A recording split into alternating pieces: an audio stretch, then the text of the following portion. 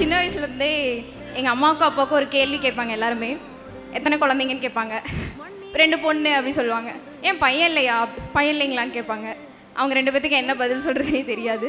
ஆனால் அதே 2 பையன் இருக்க வீட்டில் போய் பொண்ணு இல்லையான்னு கேட்டதில்லை யாரும். அது ஏன்னு எனக்கு தெரியல. அதுக்கான ஆன்சராக தான் எங்கள் அப்பாவையும் எங்கள் அம்மாவையும் கொண்டு வந்து இங்கே நிற்க வச்சுருக்கேன். மண்ணிலே ஈரமுண்டு, முள்காட்டில் பூவும் உண்டு.